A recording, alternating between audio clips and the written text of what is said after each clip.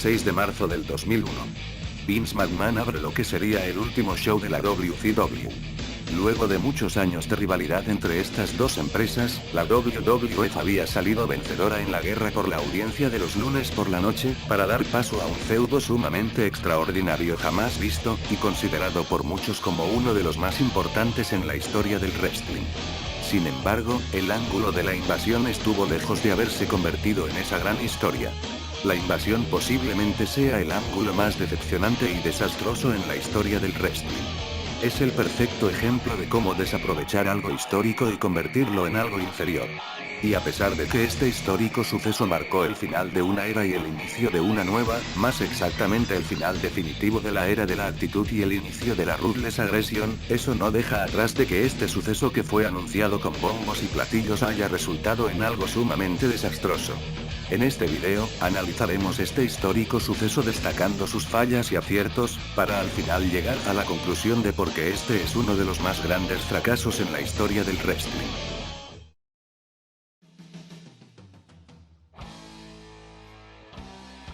Para empezar, el feudo inicia con Shane McMahon como el dueño entre comillas, de la WCW, para que después Stephanie McMahon se anunciaría como la dueña de la ECW, para ir junto a su hermano por el imperio de Vince McMahon. Esto, a pesar de sonar muy absurdo, fue una excusa barata para ocasionar una guerra entre los McMahon. O mejor dicho, los hijos contra el padre. Algo sumamente estúpido si me lo preguntan. ¿Cómo carajos van a poner al mando a personas que no tienen absolutamente nada que ver con la WCW y la ECW? Por lo menos por el lado de la empresa extremista, ya tenían en sus filas al mismísimo creador de esta quien es Paul Heyman. Pero lamentablemente su rol en esta historia no es muy importante, limitándose al rol de comentarista. Stephanie, por ser una McMahon se le asignó el puesto como la dueña de la ECW, algo que nunca entenderé, ya que ellos mismos disponían con el creador de esta misma empresa, pero ¿de qué sirve tenerlo si no le das un papel importante? Parece que los escritores veían más potencial en una historia donde los hijos se enfrenten al padre, y no en haber asignado a las personas que de verdad estaban a cargo de estas empresas. Esto es una muestra de que Vince McMahon hizo lo que quiso con los nombres de estas empresas. Por lo menos hay algo destacable aquí, y es que Stephanie se colocara implantes mamarios. Oye, pero qué suculento. Otro punto a destacar es el más criticado, y es que WCW no contara con ninguna de sus superestrellas más importantes. Por lo menos tenían a figuras como Booker T y DDP, luchadores con algo de estatus, pero no era lo mismo si los comparabas con un Goldberg, Hulk Hogan, o un Sting.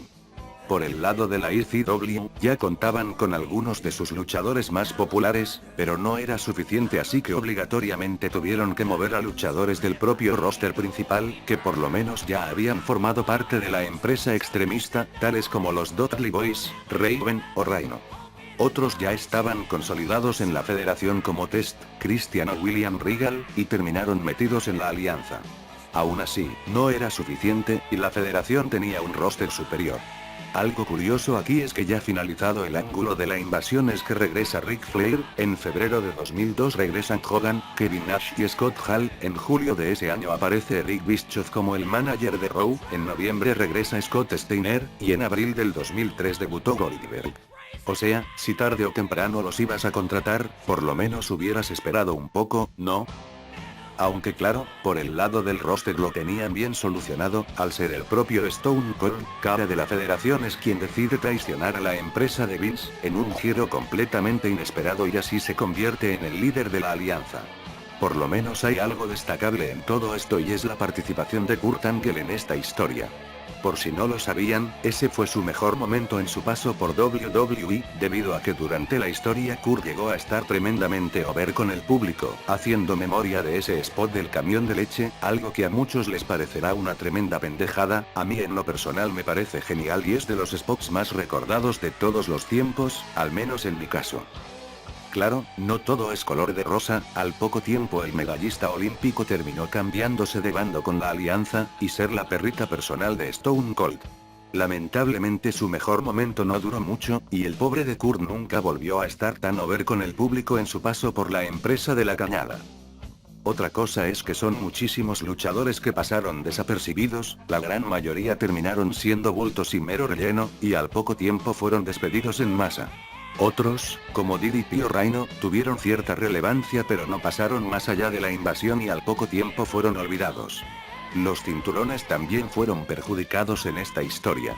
Cuando la empresa de Vince se adueñó de la competencia, no solo habían adquirido a todo el roster de luchadores, también se habían adueñado de todos los campeonatos de esta empresa. A consecuencia de esto, la empresa cargaba con un montón de cinturones, y esto se vio reflejado en los reinados de los campeonatos, que no pasaban de unos cuantos días, o semanas. Para solucionar esto, la empresa decidió unificar cada campeonato de la WCW con los de la federación, para así irlos desactivando uno por uno. Por lo menos mucho después, la empresa volvería a activar algunos de estos cinturones, ya que en ese tiempo contaban con dos marcas, por lo que decidieron traer a la vida algunos campeonatos de la extinta empresa para que las marcas estuvieran parejas en cuanto a cinturones. Aunque claro, la invasión, por muy desastrosa que fue, tuvo algunos puntos a destacar. El primero y el más importante, marcó la consolidación de Chris Jericho como main eventer. Jericho ya tenía un nombre cuando trabajó años atrás en WCW, a mi punto de vista él era el mejor luchador que tenía la empresa en sus años de oro, aunque lamentablemente su potencial no fue exprimido al máximo, cosa que la empresa de Vince sí pudo hacer. Chris Jericho, junto a La Roca, nos brindaron uno de los mejores combates de ese año, y fue en el evento No Mercy, donde Jericho obtendría su primer campeonato mundial, demostrando al poco tiempo un impecable trabajo, ya sea de rudo o de técnico. Eso le bastó para que meses después se convirtiera en el primer campeón indiscutible. Otro luchador que salió muy bien parado es Rob Van Dam. El extremista original sin duda era lo mejor que ofrecía la alianza. Intensidad, potencia y frescura, Rob Van Dam, a pesar de ser rudo dentro del ángulo, era muy querido por el público, y como no serlo, sus combates eran entretenimiento puro. Además, Van Dam le dio un prestigio muy importante al campeonato hardcore, siendo uno de los campeones más destacables a mi parecer. Todo esto le bastó para consolidarse muy bien en la empresa de la Cañada por muchos años. Ya para terminar, otro punto destacable fue el feudo entre Edge y Christian, y si bien con más tiempo este feudo pudo haber sido mejor, demostró que ambos luchadores en solitario darían mucho de qué hablar. El ángulo de la invasión es una de las historias más importantes y polémicas dentro del wrestling a nivel mundial.